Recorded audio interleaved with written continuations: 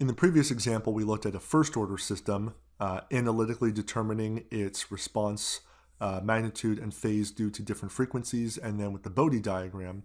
And now we're going to look at second-order systems, and then also higher-order systems than that. Really, the methodology we're going to use is no different. A Bode diagram is made the same way, it's interpreted the same way, but its general shape is going to change with second-order systems, and then when we look at multi-degree of freedom systems, it's going to change even further. So first, focusing on second-order systems, typically, we're going to see that in a typical second-order system, when we have low damping, so damping below square root of 2 over 2, roughly 0.7, damping ratio that is, in these systems, we are going to see in the Bode diagram that we are typically going to have a spike in magnitude at a certain spot. And if we look at the phase diagram, we're typically going to have an inflection point in the phase diagram at the natural frequency. So these are general characteristics we're about to see. But what we see here is that the spike is going to occur at what we call the resonant frequency, or omega r in these equations here. And it's going to be a fraction less than the natural frequency. So the resonant frequency is calculated using natural frequency times the square root of 1 minus 2 zeta squared. So for low values of zeta, so very low damp systems, basically the resonant frequency is the natural frequency, but as we increase that value of zeta up to root 2 over 2, we're going to see that the resonant frequency goes down. The location, the frequency that causes a spike in our magnitude is going to decrease as our damping increases. And what we're going to see is that there's no spike anymore once we have a highly damped system. Again, here we're talking about second order systems that are underdamped in this sort of analysis. Now, what is a ramification of this spike that we're going to be seeing? Well, that's saying if our input frequency, since that's going to be the x-axis in our Bode diagram, if what we call the forcing frequency or the input frequency is at or near the resonant frequency, typically that's going to be a problem because our system is going to resonate, or we're going to have resonance, meaning that the output amplitude is going to be very, very high at or near the forcing frequency. And most systems, especially mechanical systems, we don't want that. However, I would say in electrical systems, sometimes we specifically do want that to happen. But since the focus on this class is mechanical systems, our general rule of thumb is we want to avoid forcing at or near the resonant frequency. So how can we avoid this if that's just how the system works? Something has to rotate at 60 hertz and our resonant frequency is at or near 60 hertz. What do we do about that? We'll address this in a later example, but kind of at the onset, what we can think about is, well, one, if it's possible to change the forcing frequency so that we're not near resonance, that's the simple solution. Sometimes that's not possible. Otherwise, maybe we can change the system parameters. Let's say we're in a mechanical system, the mass, the spring constant, or the damping coefficient. All of those things are going to have an effect on the transfer function. Changing the transfer function is going to change potentially the natural frequency and the damping ratio, and that might change what our Bode diagram looks like. That might shift where the resonant frequency of our system is. And if we shift it far enough from the forcing frequency, now we might no longer have a problem. Also, increasing the damping, we're going to see in the next quick example, is going to lower the peak magnitude. So maybe we are operating near resonance, but maybe it's not as big a deal because the magnitude is going to decrease. So briefly, let's look at what happens for a generic second order system. Let's look at this g of s. I am setting the natural frequency here. We see that it's in our standard form for analysis. The natural frequency is going to be 10. I know that because 10 is the square root of 100. And we're going to see that the middle term, we have 2 times 10 times zeta.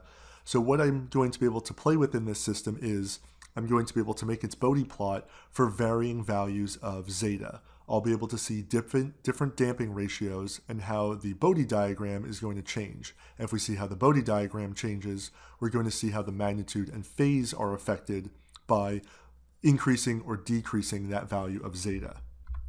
So I'll throw this function into MATLAB here, and we see I'm defining the natural frequency as 10, And what I'm going to be doing in this for loop is I'm going to keep making Bode diagrams for varying values of zeta. That's what I'm doing in the for loop here. I'm going to, for demonstration purposes, show a zeta of 0.1, so a damping ratio of 0.1 up to 0.7 in increments of 0.1. I'm going to remake my transfer function in line 9. So here I have it as 1 is my numerator, s squared, 2 zeta omega n s, and omega n squared. So that's exactly what I had on the slide there. And from line 6, I'm going to set the natural frequency to 10 for this analysis. And then I'll make the Bode diagram. And here I'll specifically make it from 1 to 100 radians per second. So we can kind of zoom in on the more interesting part of the Bode diagram. So I'm going to run this section and make the Bode diagrams for the varying values of zeta. All right, so here it is. So again, we can see the top is our magnitude and the bottom is our phase diagram for now the varying values of zeta. So we have here from our legend that this bluish color is a lower value of zeta, so 0.1, and I'm increasing it up to 0.7.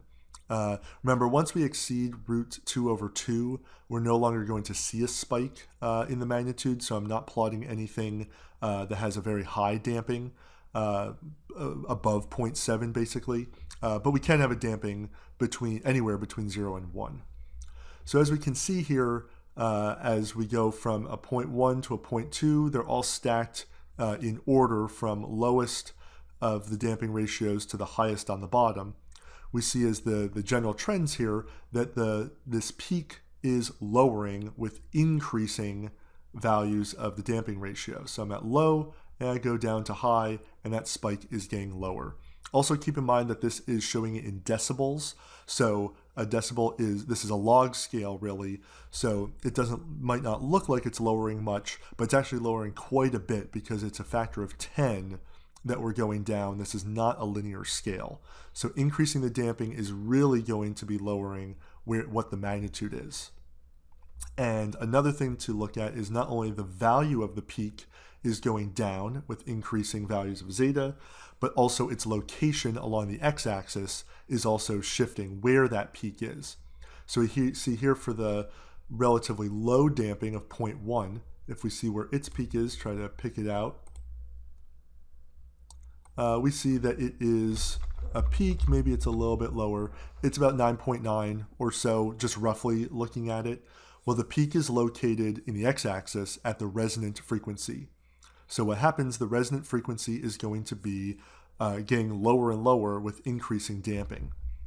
Quickly going back to the slide on that, it's the natural frequency times the root of 1 minus 2 zeta squared. So once again, for low values of zeta, the resonant frequency is roughly the natural frequency, but it's going to decrease as that zeta value increases.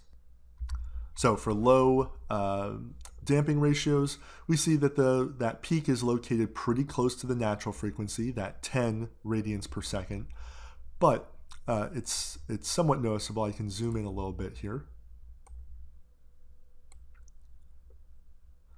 That location of the peak is shifting to the left and down, as we saw before, but also to the left with that increasing damping ratio.